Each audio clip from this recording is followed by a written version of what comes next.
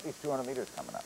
It's going to be an analyst for us. Okay, here we go. You've been watching us for 3 nights. Be a journalist. All right. I've been watching both athletes all summer. Of course, Da Silva is #1 in the world last year, but he's been injured, and he's been running very well. I saw him a week ago in Barcelona. It was the best race he's run this year.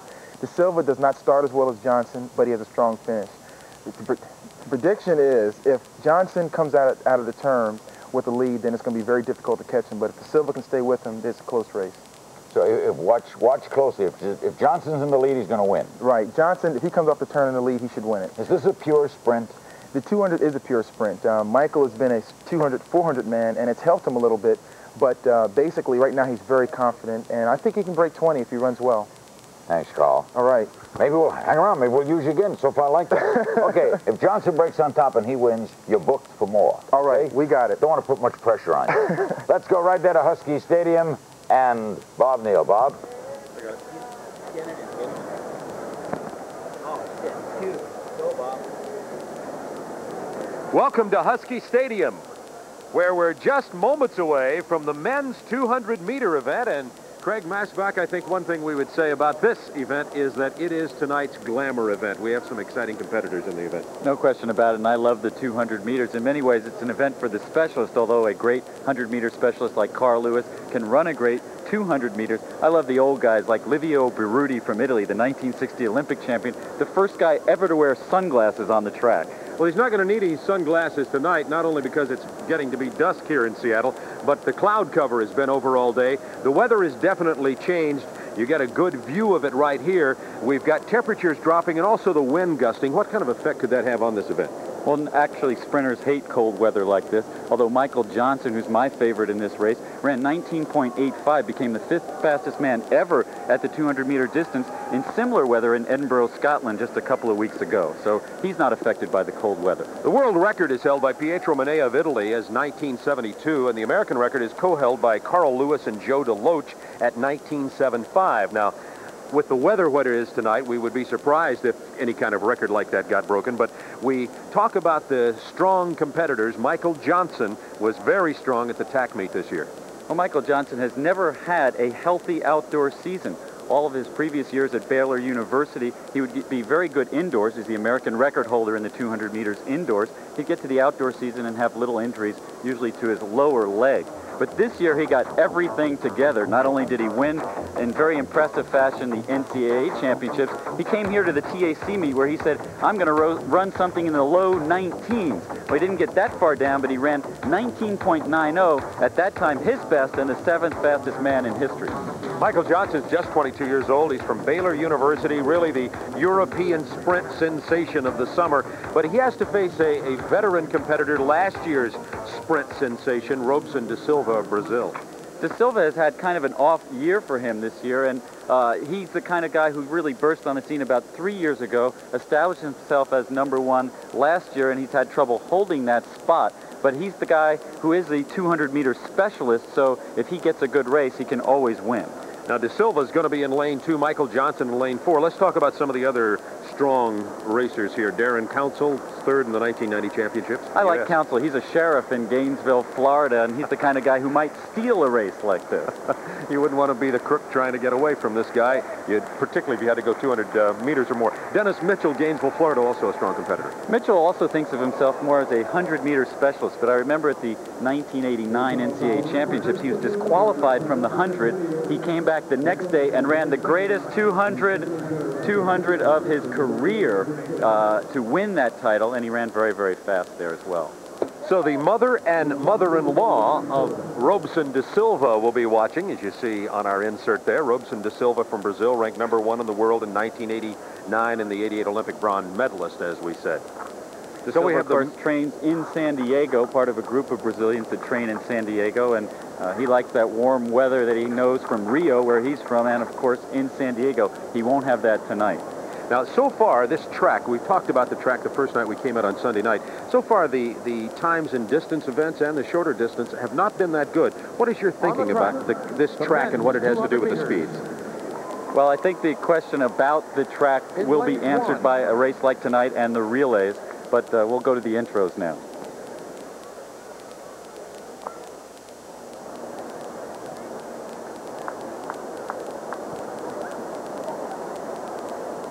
We will give you those introductions in just a moment.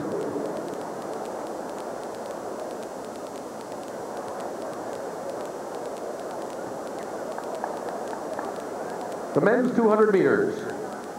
In lane 1, number 12, the Canadian national champion, Cyprian Enweani.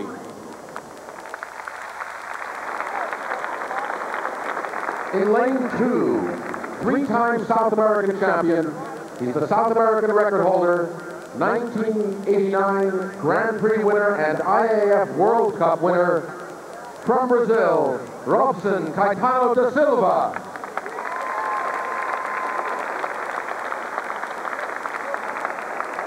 Number 357, the U.S. Olympic Festival winner, Jeff Williams, USA.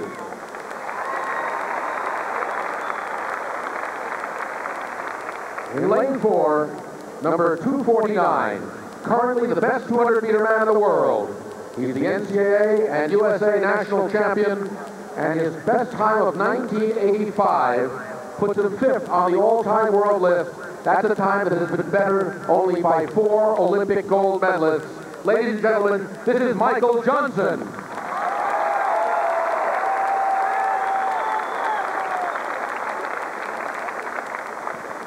In lane 5, number 220, the 3rd place finisher in this year's national championships, Daron Council. In lane 6, number 196, the Soviet Union national champion, Mikhail Vdoviin.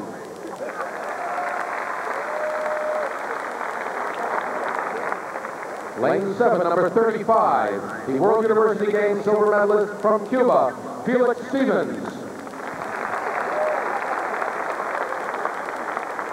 And in lane 8, number 267, the 1989 NCAA 200-meter champion from the University of Florida. He finished 4th in the 1988 Olympic 100-meter dash, Dennis Mitchell. So the introduction of the competitors for the men's 200 meters. Let's talk about Robson da Silva and lane 2 and your feeling about him being placed there. Often you think of him being in maybe lane 3, 4, or 5. That's where he'd be used to being because he qualified for those lanes based on his semifinal performances. They've obviously drawn these lanes at random at about 6'1½". That's a great disadvantage for him to be in lane 2. 1, he's not used to running there. 2, the turn is much tighter there. Running a good turn is so important in this event. So the 200-meter, exactly halfway around this 400-meter track, will start on what would be the far turn if it was a 400-meter. They'll do the turn at the end and then have the straightaway and finish right in front of our telecast area. Da Silva in lane 2, Mikhail Johnson in lane 4. Look out for Daron Council in 5, and also Dennis Mitchell, and very good runner from the Soviet Union, Mikhail Vdoviin, who is in lane 6. They'll be running into a slight headwind in the home stretch.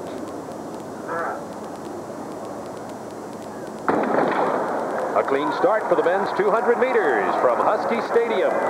Johnson's out very, very well, as is Da Silva in lane 2. Da Silva in lane 2, Johnson in lane 4. Johnson in the red in lane 4 in the middle.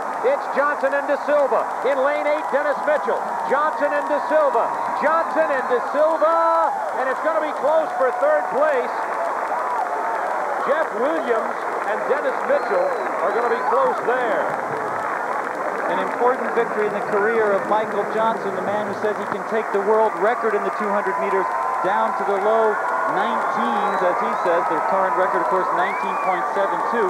There is a red flag on the turn. A lot of times in 200-meter running, people step out of their lane as they try to maintain their position in what is a very, very difficult race technically when you generate incredible speed and try to stay in your lane.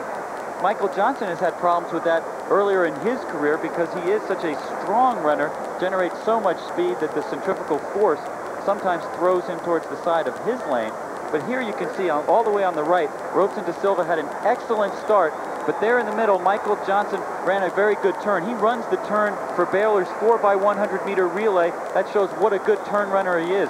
When they straightened out, he had the lead, which of course put pressure on Robson da Silva. Da Silva is a good finisher, but all the 400-meter runs that Mikhail Johnson has competed in this year obviously help him towards the end of a 200 meters. He has the 2nd fastest or 3rd fastest 400-meter time in the world this year. All the way to the finish line, he was powerful and strong. So Mikhail Johnson did not break the 20-minute mark. Let's see if we can see the lane violation as we take the turn here. This is where the red flag comes up.